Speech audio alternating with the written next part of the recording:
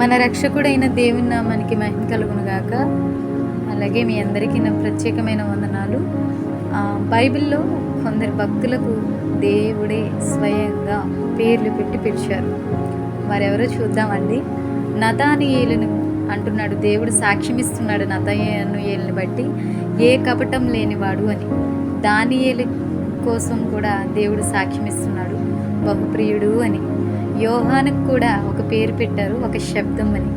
పేతురుకు ఒక పేరు పెట్టారు, రాయి అని. దావీదుకు కూడా ఒక పేరు పెట్టి ఉన్నారు, హృదయానుసారుడు అని. మోషేకి కూడా దేవుడు ఒక పేరు పెట్టి పిలుస్తున్నారు, ఇల్లంతటిలో నమ్మకస్తుడని. యోసేపుకి కూడా దేవుడు ఒక పేరు పెట్టారు, ఫలించడి కొమ్మ అని. అబ్రహాముకి కూడా ఒక పేరు పెట్టారు, విశ్వాసులకు తండ్రి అని. నోవాహుకు దేవుడు పెట్టిన పేరు నీతిపరుడు, నిందారహితుడు. యాకోబుకు దేవుడు పెట్టిన పేరు ఇజ్రాయేల్. గిద్యోనుకు దేవుడు పెట్టిన పేరు బలాచ్యుడు. సంసోనుకు దేవుడు పెట్టిన పేరు బలవంతుడు. సొలొమోనుకి దేవుడు జ్ఞాని. హింసకుడైన సౌలుని దేవుడు ఏమని పిలుస్తున్నారంటే పౌలుగా పిలుస్తున్నారు.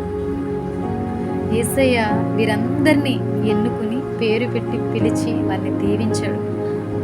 ఎవరికి తెలియని ఒక క్రొత్త పేరుతో మనల్ని పిలిచి మన పట్ల కూడా ఆయన ప్రణాళిక ఉంది అని మనం తెలుసుకుని పనిచేసేవారిగా ఉంటే, మనల్ని కూడా ఆ ఎవ్వరికి తెలియని ఒక క్రొత్త పేరుతో మనల్ని పిలిచే ఆ శుభవేళ కోసం ఎదురు చూద్దాం. ఆయన చిత్తాన్ని నెరవేర్చిన భక్తుల వలె మనం కూడా భూమి మీద మనల్ని పంపిన వాని యందు నమ్మిక ఉంచి ఆ నమ్మకం పట్ల నడుచుకుంటూ ఆయన చిత్తాన్ని నెరవేర్చేవారుగా ఉందాం. దేవుడు కూడా ఒక మాట చెప్తున్నారు, ఏమని అంటే, తండ్రి, నువ్వు నాకు అప్పగించిన పని నేను నెరవేర్చి ఉన్నాను, నా ఆత్మను నీ చేతికి అప్పగించుచున్నాను అని. భూమి మీదకి మనం పంపబడినప్పుడు ఆయన ప్రణాళిక చెప్పునే మనం ఈ భూమి మీదకి పంపబడి ఉంటామండి. పిండముగా రూపించబడక ముందే ఆయన మనల్ని ఏర్పరచుకుని ఉన్నాడు.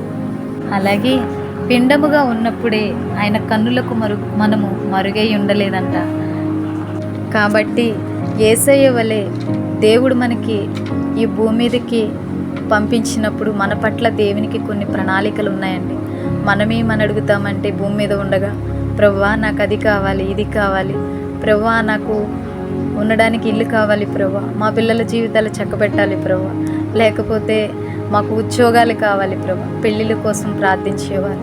ఇలా ఎంతోమంది ఎన్నో అవసరతల కోసం ప్రార్థించేవారిగా ఉంటారే తప్ప, ప్రభువా నన్ను ఈ భూమి మీదకి పంపించావు కదా, నా పట్ల నీ ఉద్దేశం ఏంటి, నీ చిత్తం ఏంటి ప్రభువా, నాకు అప్పగించిన పని ఏంటి, అది నేను నెరవేర్చుతాను ప్రభువా అని ఎప్పుడైనా చెప్పగలిగారా? ప్లీజ్ ఈ రోజు నుంచైనా యేసయ్యను అడుగుదామా, మీరు ఎందుకు ఈ భూమి మీదకి పంపబడ్డారు ప్రభువా, నేను ఈ భూమి మీదకి పంపబడ్డానికి కారణం నువ్వు, కాబట్టి ఈ భూమి మీద ఉండగానే నీ చిత్తాన్ని నెరవేర్చి నా ఆత్మను నీ చేతికి అప్పగించేదానికి నన్ను మార్చు ప్రభువా అని అడుగుదాం. నాకైతే ఒక చిన్న ఆశ ఉందండి, అదేంటంటే ఒక భక్తురాలిగా నా తుది శ్వాస అలా ఉండాలని.